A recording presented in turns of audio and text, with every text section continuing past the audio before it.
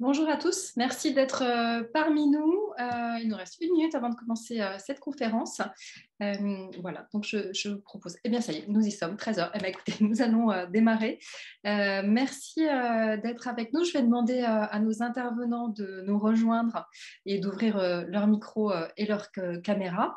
Donc, je commence par me présenter. Moi, je suis Muriel Papin, je suis déléguée générale de l'association No Plastic in Massy, qui est une association qui lutte contre la pollution plastique à la source et qui organise actuellement le No Plastic Challenge, qui est un événement de mobilisation pour faire prendre conscience de notre usage massif de plastique, de notre surexposition aussi aux matières plastiques et aux additifs chimiques qu'elles contiennent, et puis pour engager les consommateurs et les acteurs dans une réduction de l'usage de cette matière.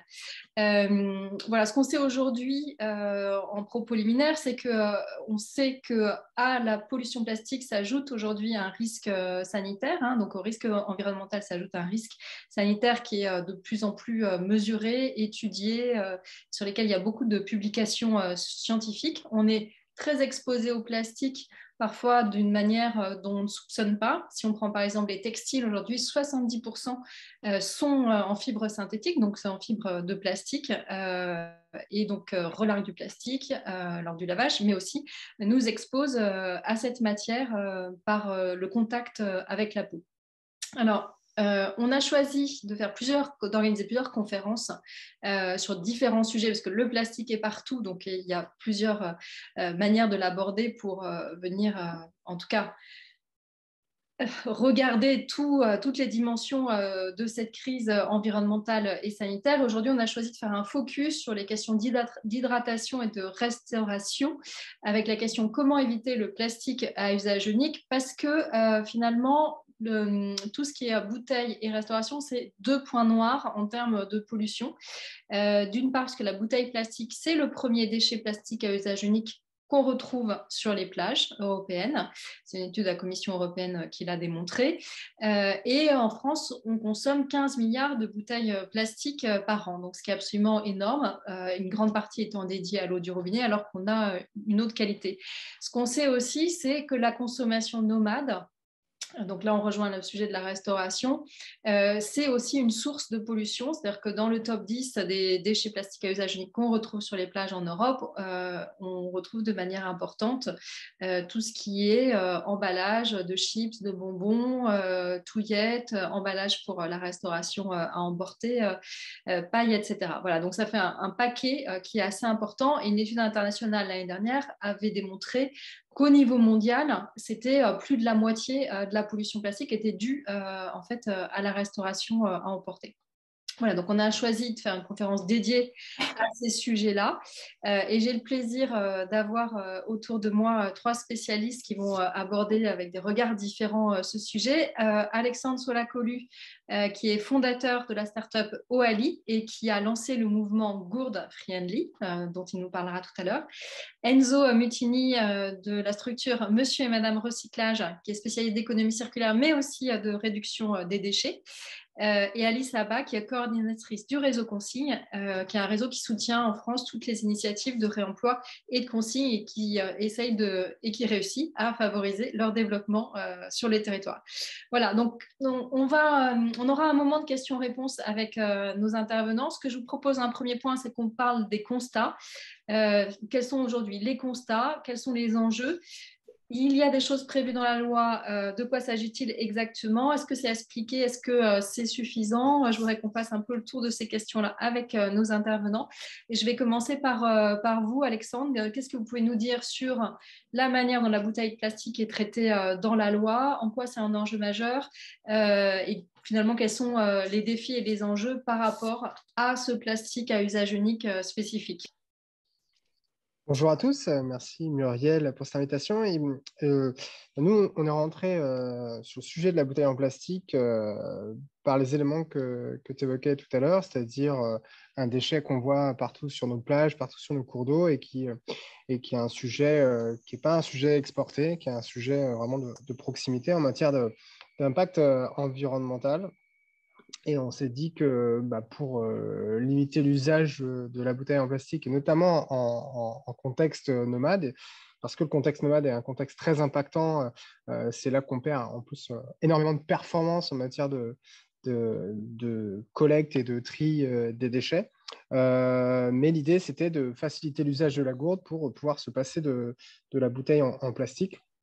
Et en cherchant, en grattant un peu sur le sujet, en fait, on s'est rendu compte que même si la bouteille en plastique est le déchet qu'on trouve le plus dans la nature, c'est aussi le plus gros gisement d'économie carbone dans la poubelle des ménages, parce que tout à l'heure, tu parlais de chiffres de production de bouteilles en plastique, mais la consommation d'eau en bouteille en plastique représente 1,2 million de tonnes d'émissions de CO2 qui seraient évitables en ne buvant que de l'eau du robinet, et que même si c'est un déchet qui est recyclable, hein, le PET, peut-être que Enzo en parlera tout à l'heure, est un déchet qui se recycle bien. En fait, il permet d'améliorer, de réduire l'impact carbone de sa consommation que de 20% quand le déchet est collecté. Comme aujourd'hui, il n'y a qu'une bouteille sur deux qui est collectée. Aujourd'hui, le recyclage des bouteilles en plastique nous permet de réduire le coût carbone que de 120 000 tonnes sur les 1,2 million de tonnes potentielles d'économie. Donc, c'est vraiment cette vision-là qui nous a motivés et qui d'ailleurs permettait de dire aussi d'expliquer pourquoi il fallait se passer de l'emballage en matière d'impact environnemental. Les réponses aussi à cette problématique, elles ont été mises en place par les pouvoirs publics qui a comment dire, promulgué la loi AGEC que beaucoup d'entre vous connaissent et qui fixe des objectifs très ambitieux sur la question de la réduction des bouteilles en plastique, puisque à échéance 2030, c'est une réduction de 50% des bouteilles en plastique que l'on doit atteindre en France, ce qui est à mettre en parallèle aussi avec un objectif de 90% de collecte des bouteilles en plastique. Vous voyez bien que ces deux objectifs sont vraiment quasiment indissociables. Et puis, dans notre vision chez Wally, on a cette vision carbone, puisque les mêmes pouvoirs publics se sont donnés comme objectif de réduire par 6 les émissions de CO2 d'ici 2050. Donc, on voit bien que non seulement il faut réduire la quantité, la matière, mais aussi il va falloir changer nos habitudes de consommation pour atteindre rapidement ces objectifs qui, pour l'instant, ne sont pas en passe d'être atteints, puisque malgré la loi qui impose, pour accompagner ces objectifs, d'interdire de distribuer des bouteilles en plastique dans des contextes comme l'entreprise, les associations, qui vise aussi à installer une fontaine à eau dans tous les établissements accueillants du public. Ben, on voit que cette loi est difficilement appliquée.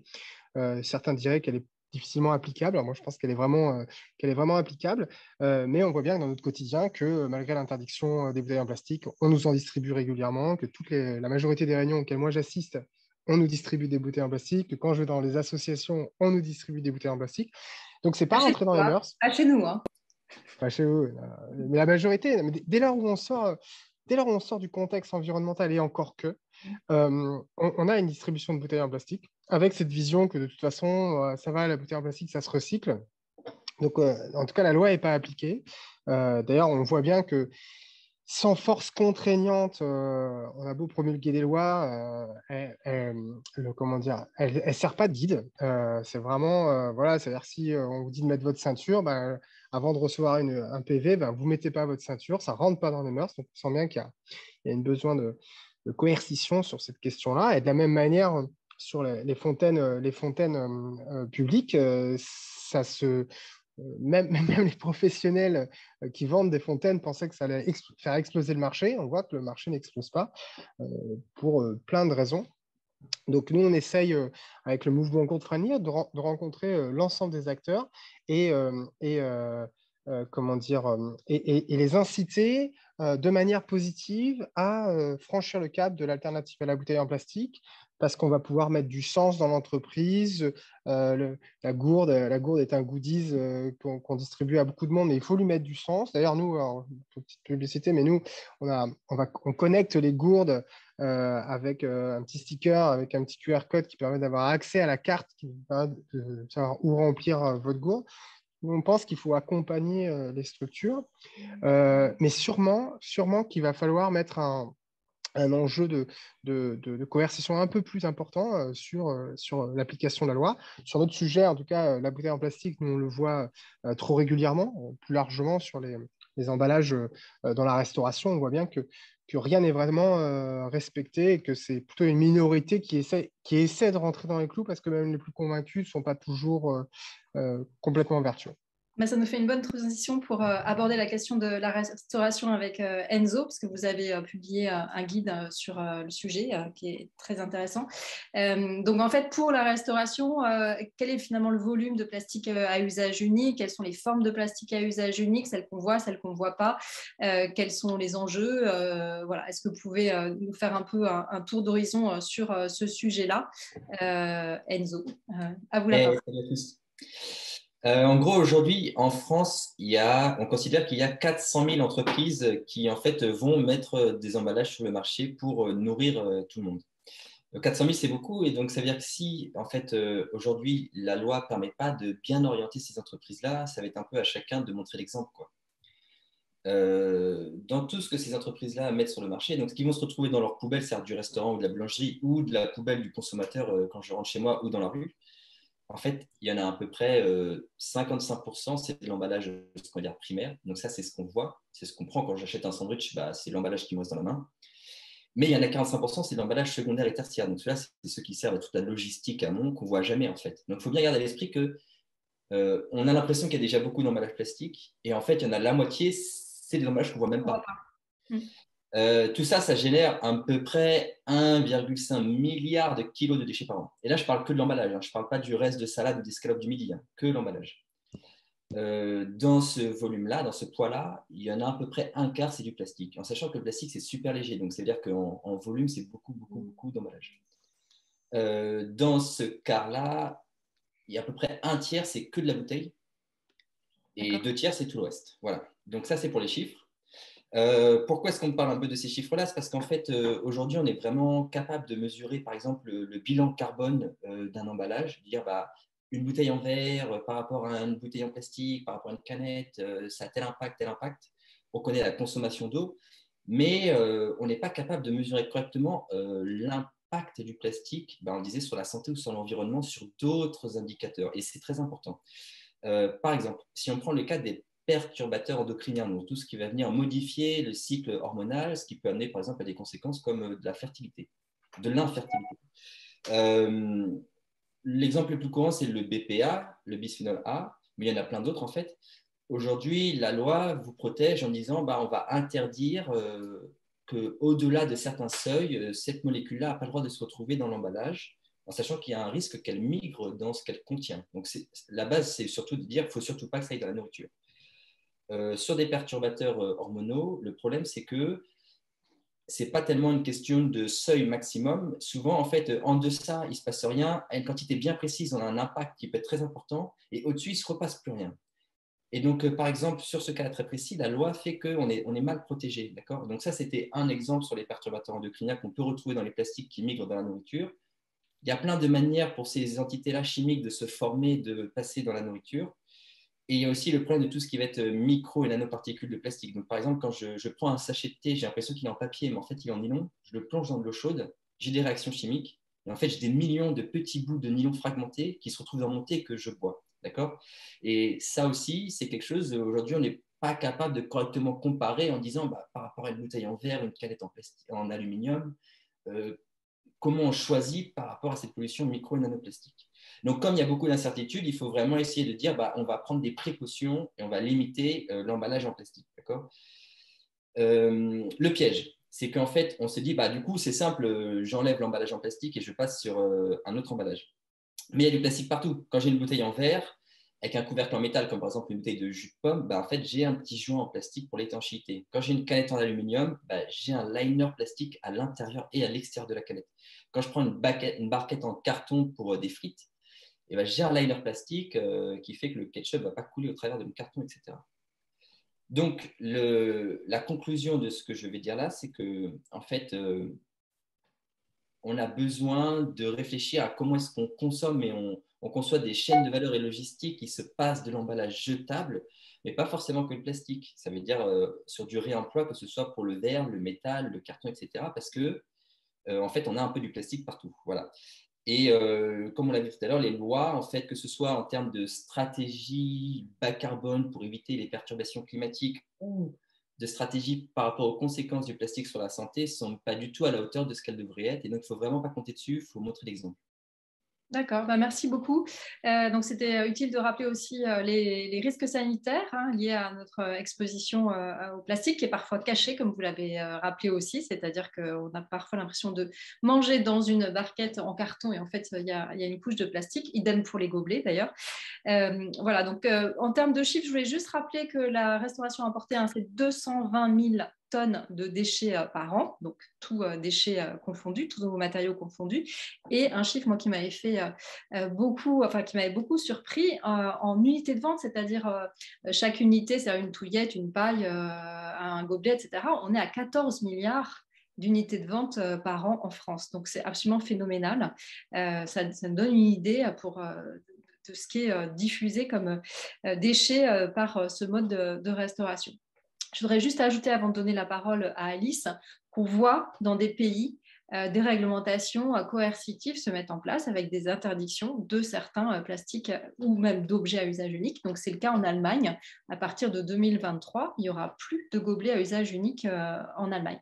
Voilà. Et nous, on pense, et on verra si on a raison, on pense que vu la masse de plastique et globalement de matériaux à usage unique utilisés par ce secteur, on pense que les gouvernements à un moment vont être obligés d'aller vers de l'interdiction. En tout cas, c'est ce qu'on voit émerger ici ou là en Europe. On n'en est pas là en France.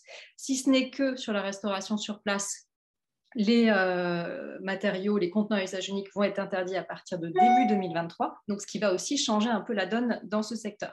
Voilà, j'étais un peu longue avant de te donner la parole, Alice, mais voilà, je voudrais que tu nous resitues pourquoi, et Enzo l'a commencé à le dire, pourquoi le réemploi, la consigne, ça présente un intérêt majeur par rapport à ces enjeux. Oui, bonjour à toutes et à tous. Donc, les intérêts, ils sont variés. Ils sont d'abord environnementaux, puisque le réemploi des emballages permet donc déjà de réduire les déchets, donc de réduire les pollutions qui sont liées au mode de traitement des déchets, de réduire les déchets sauvages, puisqu'en donnant une valeur à l'emballage, on va éviter qu'ils se retrouvent dans la nature, et donc on va réduire les impacts sur la biodiversité des déchets qui se retrouvent dans la nature. Ça permet également de réduire les émissions de gaz à effet de serre. Aujourd'hui, il y a un certain nombre d'études qui démontrent l'intérêt sur l'indicateur gaz à effet de serre du réemploi des emballages, sur des systèmes optimisés, comme c'est par exemple le cas de la brasserie Météor en Alsace, qui distribue des bières dans des emballages en verre consigné.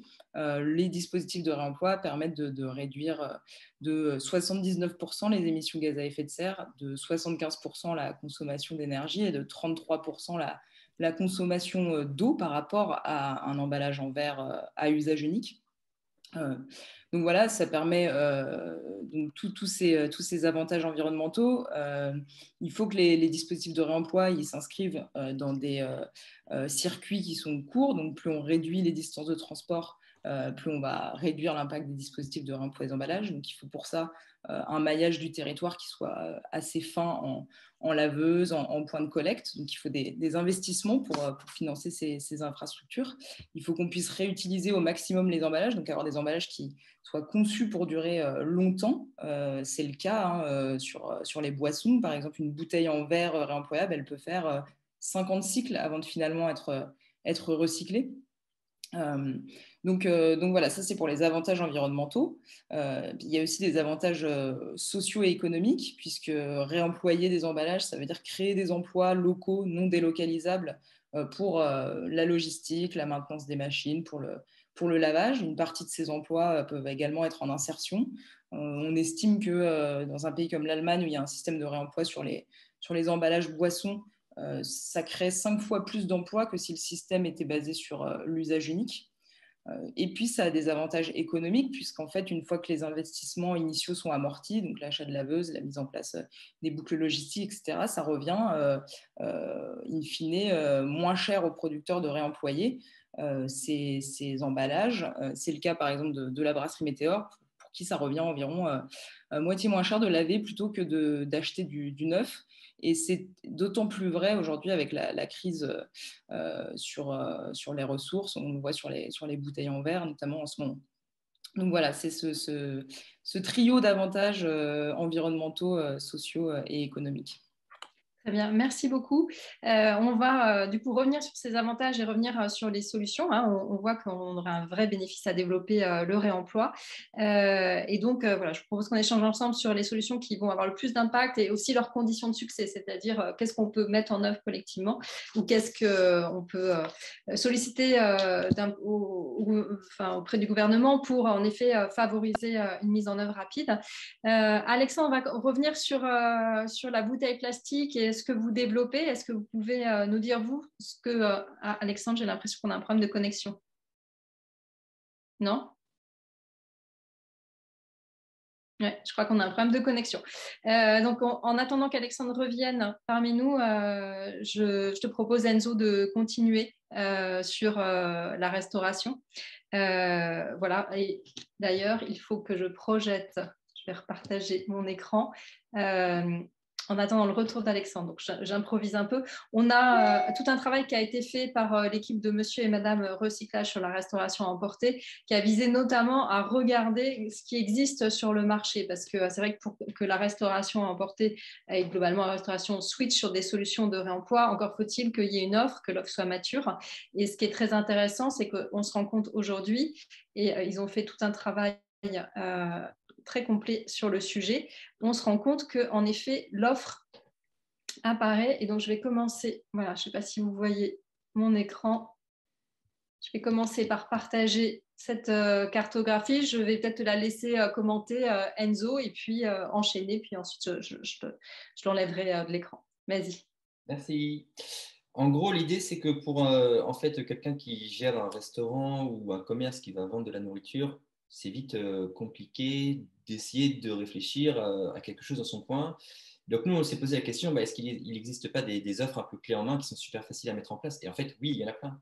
Et donc là, on a une liste, par exemple, on a déjà listé plus de 90 entreprises sur le territoire français qui permettent de faciliter le réemploi des emballages. Donc là, on ne parle pas que du plastique, c'est verre, enfin peu importe. Vous avez une barquette, elle peut être en inox, elle peut être en polypropylène, ça n'a pas d'importance. Il y a des entreprises qui vont vous aider à gérer le stock, à faire le lavage, à redistribuer au bon moment quand vous en avez besoin des emballages, et voire même qui peuvent gérer les systèmes de paiement, de consigne, de cartographie, chez qui on peut le ramener, etc., etc., etc. Donc chacun en fait a un peu des modèles différents. N'hésitez vraiment pas à aller jeter un œil sur notre site internet et à le conseiller aux restaurateurs dans votre entourage. Et quand je dis restaurateur, ce n'est pas que le restaurant, hein, c'est vraiment toutes les entités qui délivrent de la nourriture emballée. C'est super important d'avoir des solutions mutualisées entre plusieurs restaurants à l'échelle d'un territoire. Sinon, on va vraiment s'épuiser à essayer de développer quelque chose un peu plus vertueux. Et le but, c'est que ça soit facile, sinon on ne va pas changer, quoi. Voilà. Je crois que tu voulais compléter aussi sur les fausses bonnes solutions pour la restauration. Eh oui, merci. Et donc, on insiste beaucoup sur le réemploi parce qu'en fait, des fois, on va se dire, le problème, c'est le plastique, donc je vais sortir du plastique et puis je vais aller prendre, par exemple, un emballage en carton. Donc, comme on l'a dit tout à l'heure, en fait, il y a quand même souvent un peu de plastique dedans. Et puis, en fait, l'idée, c'est que si, par exemple, je remplace une bouteille en plastique par une bouteille en verre, donc j'enlève le problème de la pollution plastique, grosso modo, parce que j'ai quelque chose qui est plus inerte, qui ne risque pas de migrer dans la nourriture que je vais consommer. Mais derrière, la bouteille, elle va être 10 à 15 fois plus lourde. Donc, en termes de quantité de matière qu'il faut que j'aille extraire, raffiner, préparer, transformer, par exemple, en termes de bilan carbone, je ne suis pas bon. Donc, comment je fais pour ne pas déplacer la pollution d'un indicateur sur un autre et essayer de réfléchir intelligemment? Et ça, c'est vraiment tout ce qui est consigné. Donc, tout ce qui va être les emballages en fait, qui ont l'air plus vertueux, qui ont l'air plus bio, il faut se méfier parce qu'il y a souvent du plastique dedans. Et il faut vraiment se dire, remplacer du jetable par du jetable, ce n'est pas la bonne solution. Alors, je crois que vous avez étudié aussi dans votre guide la question pour les restaurateurs de la vente de boissons, qui est aujourd'hui un élément sur lequel ils font de la marge. Et donc, renoncer à mettre dans le menu la boisson, ça peut être compliqué pour eux d'un point de vue économique. Donc, quelles sont les solutions qui s'offrent à eux aussi voilà, pour aller vers une réduction de la bouteille plastique et que ça ne les pénalise pas d'un point de vue économique? Ouais. Aujourd'hui, en fait, dans un restaurant, vous êtes quand même obligé pouvoir livrer de l'eau gratuitement. Mais ça ne vous empêche pas de vendre de l'eau à côté. Et donc, il faut savoir que vous pouvez tout à fait ce qu'on appelle sublimer l'eau, c'est-à-dire la surfiltrer. Ça permet par exemple d'atténuer un goût un peu trop chloré ou un goût d'eau du robinet qui peut être pour d'autres raisons. Et puis de refiltrer dans des zones où l'eau ne serait pas forcément de très très bonne qualité, même s'il n'en reste plus beaucoup en France. Et de délivrer à vos clients en fait une eau embouteillée, mais dans une bouteille en verre que vous réutilisez dans le magasin par exemple. Ça vous permet de la mettre à la carte et de vendre cette eau en disant on peut aussi en plus créer une marque d'eau locale, etc. Donc ça, c'est pareil, il existe plein d'entreprises. Donc nous, on les a toutes listées dans le guide que vous pouvez retrouver sur notre site internet qui vous permettent d'avoir de quoi surfiltrer l'eau, ajouter du gaz si vous voulez faire de l'eau pétillante, ajouter des arômes pour créer par exemple du soda, etc. etc. Voilà, tout est possible. Alors, merci beaucoup. Je crois qu'Alexandre, est-ce que ta connexion est bonne là? Je ne sais pas. On va attendre d'en être convaincu. Donc, oui, c'est important. Je reviens juste sur l'expérience McDonald's parce que McDonald's a fait cette expérience-là de vendre de l'eau filtrée. Il a été assez décrié pour ça. Donc, c'est bien de rappeler que de toute façon, les restaurants sont obligés de mettre à disposition de l'eau gratuite, qu'ils doivent même l'afficher. Que, voilà, comme il y a cette question économique qui peut se poser à eux, c'est vrai que d'offrir de l'eau plus, optimisée, sublimée, avec un goût, avec des bulles, ça peut être, et de la vendre, ça peut être une solution. Après, je pense qu'il y a clairement une question de prix, et c'est sans doute ça aussi qui a été décrié dans la proposition qu'a fait McDonald's, associé au fait que derrière, le contenant, c'était un contenant à usage unique, puisque c'est un carton avec une couche de plastique. Donc, on n'est pas dans une formule qui est optimale pour réduire les déchets plastiques et les déchets globalement à usage unique. Voilà. Alexandre, est-ce que vous êtes en capacité, en capacité d'enchaîner ou non, pas vraiment.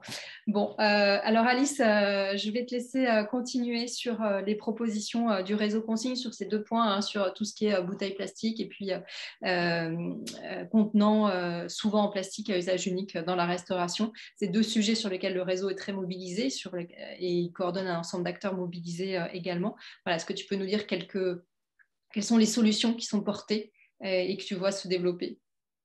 Oui, alors Enzo on a un peu parlé, mais effectivement, le réseau consigne rassemble les entreprises et associations qui offrent des alternatives aux emballages à usage unique, des alternatives réemployables. Donc, concernant la restauration, il y a notamment donc le choix d'aller vers des boissons qui sont dans des emballages consignés.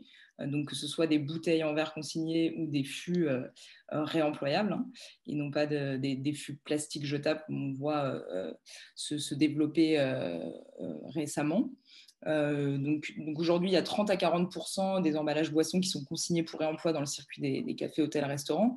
On peut imaginer que ce pourcentage il soit beaucoup plus élevé puisque les solutions sont là, les boissons sont disponibles. Après, sur tout ce qui va être aussi bacs de transport alimentaire qui vont acheminer les denrées alimentaires au restaurant, là aussi, il y a des solutions réemployables qui existent. Sur la vente à emporter, donc Enzo en a parlé. Ces solutions sont aussi parfois accessibles pour la vente livrée avec des coopérations avec des coopératives de livreurs salariés à vélo. Donc ça également, ça existe. Et donc voilà, il y a tout cet ensemble de solutions pour se passer de l'usage unique et vous pouvez aller consulter notre site dans nos membres et voir l'ensemble de ces solutions. Et quelles sont les conditions de succès pour que le réemploi se développe? Alors, il faut qu'on puisse avoir des contraintes qui pèsent sur les entreprises. Il faut déjà que les objectifs de réemploi soient plus ambitieux et qu'on puisse aussi les décliner par secteur, puisque, par exemple, pour les boissons, c'est peut-être plus rapidement facile à mettre en place que pour certains autres types d'emballages, et qu'on puisse suivre l'avancée de l'atteinte de ces objectifs et que les metteurs en marché, les producteurs puissent être sanctionnés en cas de non-atteinte des objectifs, puisque si on a des objectifs mais que derrière, si on ne les atteint pas, il ne se passe rien, ce n'est pas très incitatif. Donc, il faut qu'on puisse avoir des contraintes, des objectifs ambitieux. À titre d'exemple, l'Autriche a par exemple mis en place des objectifs de réemploi sur les boissons qui sont assignés aux distributeurs, donc aux points de vente. Et donc, c'est de l'ordre de 25% en 2023, de 40% en 2025 et de 55% en 2030. Donc de boissons qui seront vendues dans les points de vente en emballage réemployable. Donc, il faut qu'on puisse aller vers des contraintes. Il faut que ce soit aussi le cas sur la vente à emporter pour les contenants de restauration. En Allemagne, par exemple, en 2023, les restaurants auront l'obligation d'offrir une alternative réemployable pour la vente à emporter. Il faut qu'on puisse aussi aller vers ça en France. Et puis, il faut qu'on puisse taxer l'usage unique, parce que le coût aujourd'hui de l'usage unique, et notamment du plastique, n'est pas suffisamment prohibitif pour aller vers des solutions de réemploi. Donc, il faut qu'on puisse intégrer les externalités négatives de ces emballages à usage unique. Et puis, il faut des investissements importants pour remettre en place les infrastructures qui sont nécessaires au réemploi, les laveuses, les centres de tri, la flotte logistique. Il faut pouvoir investir massivement pour remettre en place ces solutions. On voit qu'on a un moment charnière où Enzo nous l'a montré, il y a des offres qui se développent. Ça manque sans doute d'incitation pour passer à l'échelle. On imagine qu'il y a un certain attentisme du côté des chaînes de restaurants sur j'y vais pas, je m'inscris dans la loi tout de suite ou j'attends un peu de voir. Je pense que la période des élections aussi peut favoriser l'attentisme. En fonction du nouveau gouvernement, certains se disent peut-être on va voir s'ils vont revenir sur les orientations de la loi, les rendre plus ambitieuses ou au contraire revenir en arrière. Bon, en tout cas, nous, on est là pour se dire que cette loi est une base et qu'il faut plutôt rehausser l'ambition, comme on la voit se rehausser dans certains pays européens aujourd'hui. Alexandre, si tu es complètement parmi nous, je vais te laisser la parole pour que tu nous parles du mouvement Go Friendly et comment ça fonctionne et globalement du refill, de ce qui est fait aussi à l'étranger, parce que c'est vraiment un mouvement aussi international, l'idée du refill. Ouais, désolé pour les petits problèmes de connexion.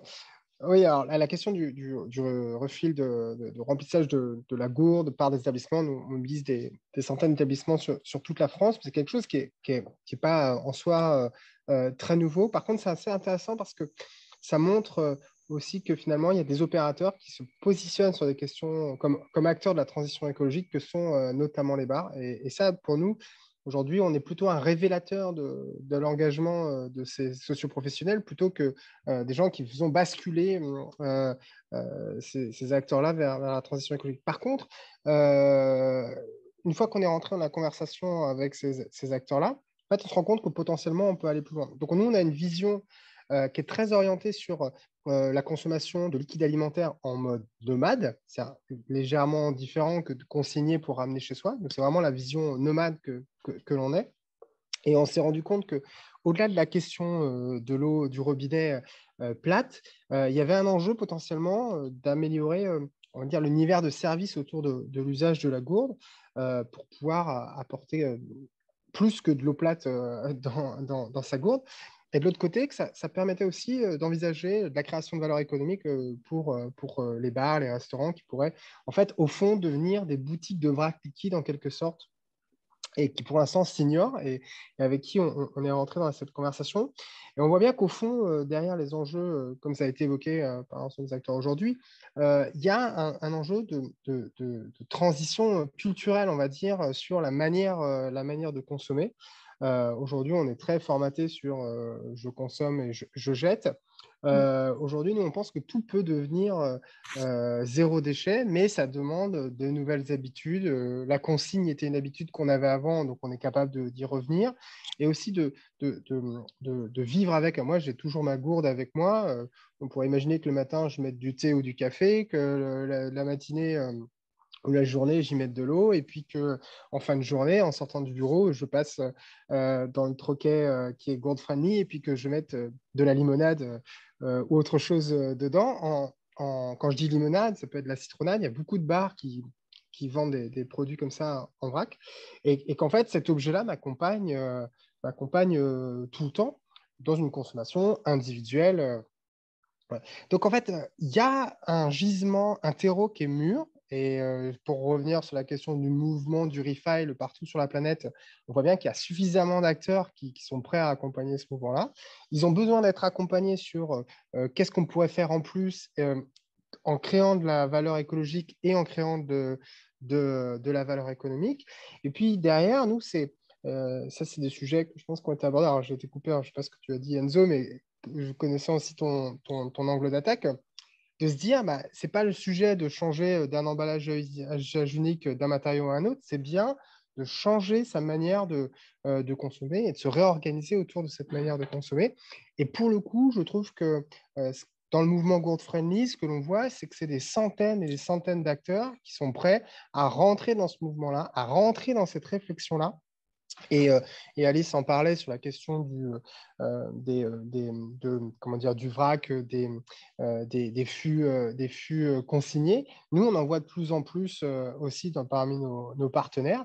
On voit bien qu'ils ont pris le pas quand même de proposer ça à leurs consommateurs. Donc, on sent bien qu'on est sur un terreau à accélérer, à inciter. Moi, j'ai l'impression qu'il y a la partie coercition dont j'ai parlé au début, mais si on arrive à montrer aussi qu'il y a de la création de valeur économique, qu'il y a la création de valeur de services vis-à-vis des usagers, c'est aussi un enjeu important. Et derrière, pour moi, l'enjeu, c'est un peu de casser le plafond de verre, en fait, de la créativité, de l'imagination, de comment on peut fournir du service additionnel. Et il y a certains territoires où on voit bien que déjà, les bars sont organisés. Je pensais à Marseille en particulier parce que c'est là que j'ai découvert ça, mais le nombre de bars qui font de l'eau aromatisée, de l'eau détox.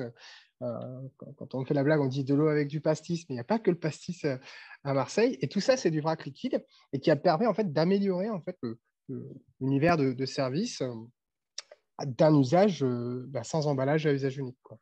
Bah, écoute, merci beaucoup. Je pense qu'on va pouvoir passer aux questions. Ce qui est intéressant, c'est que la gourde, on l'associe à l'eau. Et en effet, avant tout, c'est vrai que le réflexe, c'est de la remplir d'eau. Ce qu'on voit, l'étude de Citeo là, sur la consommation responsable montre, c'est que la moitié des Français aujourd'hui sont équipés de gourdes, mais ils sont seulement un quart à l'utiliser vraiment fréquemment. Donc, on a encore 3/4 de Français à faire passer à la gourde comme un objet vraiment qu'on porte sur soi, qu'on a en permanence, en sachant que l'hydratation, on en a besoin encore plus que de la nourriture de manière, toute la journée. Donc, c'est vrai qu'on peut imaginer qu'il y a tout un développement à venir autour de l'usage de la gourde. Et ce qui est intéressant dans ton expérience et dans ton projet, c'est de dire qu'au-delà de l'eau, la gourde peut être le récipient aussi sur d'autres formes de boissons. Et là, on peut engager... Pour un paramètre important, c'est qu'aujourd'hui, le problème, et c'est pour ça que je parle de l'imagination autour des modèles économiques aussi, parce qu'aujourd'hui, la gourde, elle est vendue comme un produit durable, mais on voudrait nous en vendre une tous les 6 mois. Et pourquoi moi je parle beaucoup de créer du service autour de la gourde, c'est qu'en fait il faut garder sa gourde le plus longtemps possible, parce que sinon c'est pas un emballage à usage unique, mais c'est pas un emballage durable non plus, quoi. Une gourde, ça doit tenir 5 ans facilement. Et nous, le parti que l'on est, c'est de dire il faut qu'on trouve plein de raisons d'utiliser sa gourde. Parce que comme tu disais, Maël, un Français sur deux a une gourde. Mais si c'est pour qu'elle soit stockée ou si c'est pour qu'on en achète une tous les 3 ou 6 mois parce que les vendeurs de gourdes voudraient qu'on change de couleur de gourde, ça pose un autre problème écologique. Ce serait la même chose. Très bien. Je vous propose qu'on passe aux questions. Alors, j'ai vu une question qui était la demande de la vente emportée est conséquente, notamment dans les lieux touristiques. Qu'est-ce que les restaurateurs pourraient mettre en place concrètement pour réduire ces déchets et surtout inciter leurs clients à consommer autrement? Alors, dans la loi, il est prévu qu'on peut venir avec son contenant, que le restaurateur est obligé de l'accepter, alors que ce soit contenant pour les boissons ou contenant pour la nourriture. Il est même prévu, on ne l'a pas dit jusque-là, que si vous venez avec un contenant pour les boissons, donc par exemple une gourde ou un mug avec un couvercle, un mug réutilisable, le restaurateur ou le vendeur de boissons emportées doit vous faire une réduction. Le montant est à définir par lui, mais il doit vous faire une réduction. Voilà, donc il y a déjà ça qui peut être mis en place par la restauration. Donc là, ça repose sur le fait que le consommateur amène son contenant. Et puis après, on a vu tout à l'heure avec Enzo toutes les offres qui se multiplient, qui sont des offres de réemploi où le restaurateur va avoir un stock de contenants réutilisables recyclables. Soit il va les laver sur place, soit il va faire appel à un service de lavage qui va être dans un circuit court, qui va venir chercher le matériel à vélo, lui ramener. Voilà, donc c'est parce qu'on a montré la carte, mais c'est tout ce système-là qui est en train de se développer avec contenants réutilisables, lavage et puis des systèmes aussi qui permettent de la traçabilité des contenants. Donc voilà, les solutions sont en train d'émerger. J'ai une autre question. Le bilan carbone du verre recyclé localement est tout de même meilleur que du jetable ou du verre que l'on ne consigne pas. Donc ça, c'est plutôt pour Enzo, je pense. Yes. Et ben en fait, le gros de l'impact en général, il est toujours à la production, plus que par rapport à du transport, etc., ou du lavage. Donc, ce qu'il faut savoir, c'est que déjà sur le verre, en fait, c'est pas recyclable à l'infini. On ne recycle pas du verre transparent comme on recycle du verre de couleur verte ou du verre marron, etc. Ce n'est pas les mêmes taux d'incorporation de matières premières recyclées qu'on appelle calcin pour le verre dans une bouteille. Et donc, par exemple, sur une bouteille transparente, en général, il n'y a jamais plus de 30% de verre recyclé qui rentre dedans. Donc, on est sur des trucs qui ne sont pas toujours très vertueux. Et sur des bouteilles un peu plus foncées, on pourrait monter jusqu'à 90% de matière recyclée de calcin. Quoi qu'il arrive, il y a de la perte au feu. Donc, on n'est jamais sur du recyclage infini. Ça, c'est bien de le rappeler. Et ensuite, sur l'impact, en fait, il faut bien prendre en compte que très vite, quand on réemploie, si on réemploie 2 fois, on divise l'impact par 2 quasiment, quoi. Si on réemploie 3 fois, on divise l'impact par 3. Donc ça, c'est vrai jusque sur les 10 premiers emplois, parce qu'après, évidemment, en fait, le transport commence à prendre une part d'impact qui est plus importante. La façon de laver, est-ce que c'est soi-même, est-ce que c'est mutualisé sur des trucs un peu optimisés et tout, ça va aussi avoir un gros impact. Mais donc, très très vite, en fait, on se rend compte que c'est beaucoup plus intéressant de réemployer à partir du moment où on peut garantir un minimum un ratio de retour un peu important. C'est-à-dire que si finalement, mon ratio de retour, c'est que 2% des bouteilles et qu'elles reviennent qu'une fois, je suis presque sur du jetable, je suis plus sur du réemploi. Donc, il faut imaginer, bien sûr, 3, 4, 5, 6 cycles de réemploi et sur au moins 2 tiers des emballages que je mets sur le marché. Là, on est sur des trucs qui sont bien plus vertueux que le recyclage, il ne faut pas se tromper. D'accord, merci beaucoup. Je ne sais pas s'il y a d'autres questions. Vous pouvez aussi poser les questions oralement en levant la main. Dans ce cas-là, je vous donne le micro. Et Alice a rajouté dans le chat un point sur les études environnementales et d'impact qui sont sur le réseau consigne. Oui, on a fait une foire aux questions qui reprend les questions courantes sur les impacts du réemploi, notamment les distances de transport, la consommation d'eau, et qui donne un peu de détails sur les études qui sont connues. Donc, n'hésitez pas à aller consulter cette page.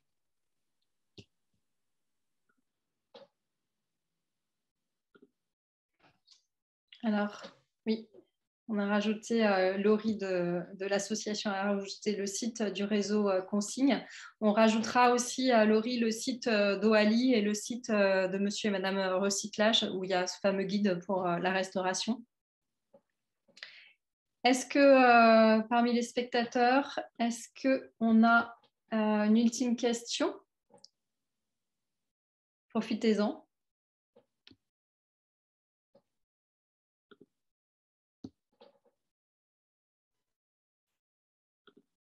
Non, je n'ai pas l'impression.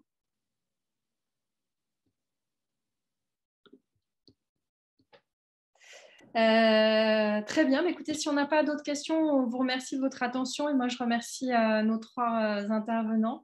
Voilà, on l'a dit, hein, c'est... Ah, attendez, me dit-on.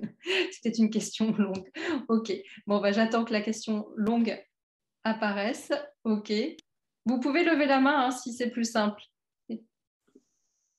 Alors, comment trouver un business model pour remplacer l'eau en bouteille? Ça, c'est une question d'Olivier Gaumont. Un business model pour qui, en fait? C'est pour le restaurateur? La perte financière est importante pour les restaurateurs. Alors, c'est vrai que, alors peut-être que moi, je n'ai pas les chiffres sur finalement quelle marge se fait un restaurateur sur les bouteilles et les canettes. Peut-être que pour rentrer plus dans le détail, hein, ça serait bien de nous donner ces chiffres-là. Et moi, je peux compléter un peu ta réponse si tu veux, parce qu'on a déjà réfléchi à ça. En fait, il faut pouvoir, dans un cas précis, déterminer en fait la marge effectivement qui est dégagée. Et à partir de là, ça veut dire le prix qu'on va fixer à une bouteille, par exemple, surfiltrée, optimisée, sublimée, on l'appelle comme on veut. Donc, si j'ai par exemple une fontaine avec des bonbonnes de carbone, bah, j'inclus le coût d'entretien de la fontaine, le coût d'achat ou de location de la fontaine, le coût des filtres, et je divise tout ça par le nombre de bouteilles que je vais délivrer par repas, sur tous les segments. Est-ce que c'est eau pétillante, est-ce que c'est eau plate, est-ce que c'est du coca sublimé, etc. Et donc, à partir de là, je peux calculer le prix que je veux mettre par bouteille et vite, en fait, vérifier si est-ce que ma bouteille, elle me revient à 2 euros ou est-ce qu'elle me revient à 10 euros quoi, par repas. Et donc, quand on est sur des gammes où, en fait, la bouteille d'eau que j'ai générée au sein de mon restaurant, plutôt que de l'acheter chez un grossiste, à partir de l'eau du robinet que j'ai filtrée, et puis après, je suis allé rajouter du CO2 ou rajouter des arômes, etc., très vite se rendre compte, bah, en fait, c'est super rentable pour moi de passer sur ce modèle-là. En sachant que ce qui est un peu dur, c'est qu'il y a plein de modèles sur la location ou sur l'achat de machines pour filtrer. Et là, ce qui va vraiment changer, c'est la responsabilité en termes d'hygiène. Quand vous voulez la machine, c'est la personne qui voulait la machine qui est responsable s'il y a des problèmes. Quand vous achetez la machine, c'est vous qui êtes responsable. Donc, si vous ne faites pas bien attention à la maintenance des filtres, par exemple, bah, c'est votre responsabilité juridique à vous. Donc ça, il faut le prendre en compte, en sachant que quand vous voulez, bah, c'est forcément plus cher. Et que là, pour le coup, il n'y a pas forcément beaucoup d'informations qui est disponible en ligne. Donc, pour faire ces calculs de business model en amont, ce n'est pas évident, c'est-à-dire qu'il faut prendre plein de rendez-vous avec toutes les entreprises qui proposent des filtres.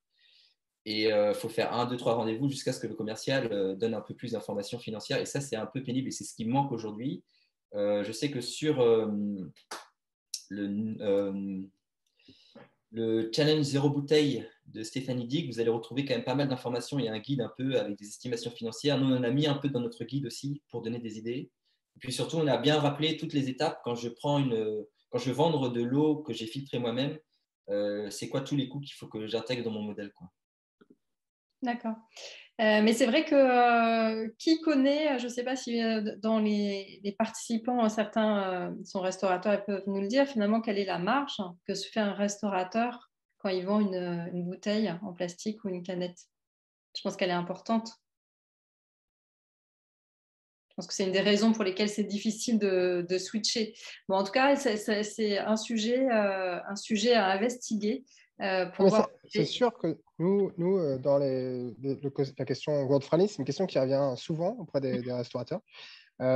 Et nous, on veut créer un groupe de travail avec certains de nos partenaires justement sur cette question-là, parce que tous les enjeux aujourd'hui, c'est pour ça que je parle souvent de plateau de verre, de plafond de verre, pardon, culturel ou créatif. C'est-à-dire que oui, il va falloir réinventer ces modèles économiques, il va falloir revoir le format de ces formules où le consommateur a l'impression que la bouteille d'eau est gratuite alors que c'est là-dessus que le restaurant fait sa marge.